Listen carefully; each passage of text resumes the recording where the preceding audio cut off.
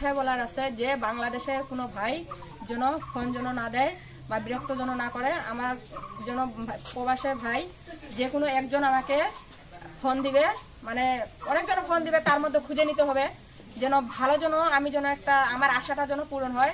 যেই আশার জন্য ভিডিওর সামনে আইছি সেরকম যেন একটা আমি ভালো মনের মানুষের জন্য যেহেতু আইছি সেরকম আমি যেন পাই।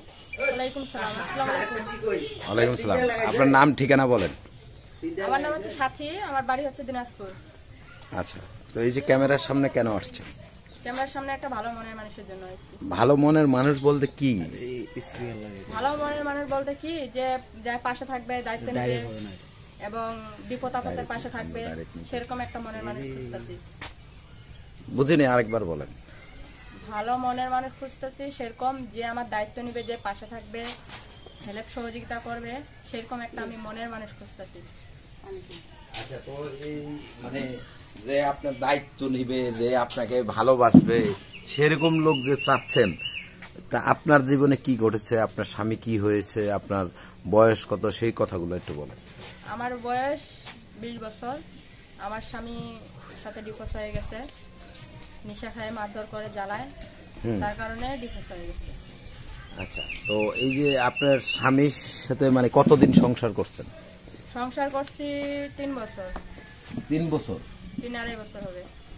2.5-3 বছর। তো এই যে 3 বছর সংসার জীবনের গল্পটা বলেন, আসলে কি ঘটেছে, কেন বা কেন হয়েছে? আমার মা প্রস্তাবের মাধ্যমে বিয়ে দিয়েছিল, আমি ছোট আসলাম, আমার বাবা মারা গেছে। আমার মা প্রস্তাবের মাধ্যমে বিয়ে দেওয়ার পরে সে নিশাখর, আমার আম্মুও জানতো না। তারপর টাকার জন্য মারধর করে, জ্বালায়, তার কারণে অনেক জ্বালা, মানে মারধর অনেক করে। তার জন্য অনেক কিছু করছি, ভালো হওয়ার চেষ্টা করছি, কিন্তু সে ভালো হয়নি, তার কারণে ডিভোর্স হয়ে গেছে। তার কারণে ডিভোর্স হয়ে গেছে। আচ্ছা, এই যে মনে করেন অল্প কিছুদিন সংসার কইরা ডিভোর্স হয়ে গেছে, আজকে কতদিন আপনি স্বামী ছাড়া আছেন? আমি স্বামী ছাড়া আছি, না হলেও 2 বছর থেকে স্বামী ছাড়াই আছি। 2 বছর। ছেলে মেয়ে কয়জন? আমার একটা বাচ্চা। এক মেয়ে না ছেলে? মেয়ে। ছেলে না মেয়ে। মেয়ে। আচ্ছা, তো এই যে একটা মেয়ে নিয়ে কিভাবে চলছেন, কি করছেন, সেই কথাটা বলেন। কিভাবে চলবো? আমি হচ্ছে মানুষের বাসায় কাজ করি, কাজ করে চলি। আমার মা হচ্ছে আমার বাচ্চাটাকে দেখে। আমি 2টা বাসায় কাজ করি, ওই বাসায় কাজ করে রুম ভাড়া দেই। আমি মানে দেশের বাড়িতে রুম ভাড়া নিয়ে আসি, বর্তমানে কাজ করি, রুম ভাড়া দেই, খাওয়া দাওয়া। তো আমি আর এরকম করে নিজস্ব কোনো বাড়ি ঘর নাই? না, নিজস্ব বাড়ি ঘর নেই। কারণ কি, আপনার বাবা নাই? আমার বাবা ছিল, আমি যখন ছোট ছিলাম তখন আমার বাবা মারা গেছে। আমার ফুপুরা বা আমার দাদারা দখল করে, মানে ওদেরকে ওদের নামে রেখে দিচ্ছে। তার কারণে আমরা হচ্ছে আমাদের গার্জিয়ান নাই, আর সেরকম আমাদের পরিস্থিতি নাই যে আমরা একটা কোনো কিছু করব বা আদায় করব, সেরকম আমাদের পরিস্থিতি নেই। তার কারণে ভাড়া বাড়িতে আসছি। আপনার বাবাও কি ভাড়া বাড়িতে ছিল? না না, আমার বাবা ছিল, আমার বাবা আমার মা ছিল, আর বর্তমানে আমার দাদির বাড়িতেই ছিল। তা আমার দাদি ওরা কি যেন আমার ফুপু, মানে ফুপু আছে তো 3টা ফুপু, ওদেরকেই লিখে দিছে। এখন আমাদের সেরকম পরিস্থিতি নাই যে আমরা জমি দখল করতে যাওয়ার জন্য কোনো পরিস্থিতি আমাদের কাছে নেই। আচ্ছা, তো আসলে এখন আপনি কি চাচ্ছেন মূলত? এখন আমি কি চাচ্ছি? আমি এখন চাচ্ছি একটা ভালো মনের মানুষ। ভালো মনের মানুষ বলতে কিরকম?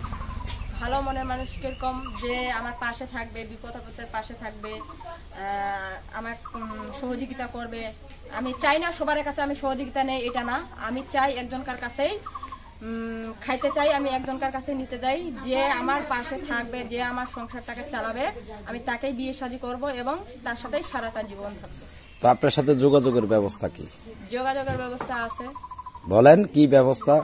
নাম্বার বলেন। আপনারা শুনলেন এই বোনটির জীবনের কথাগুলো।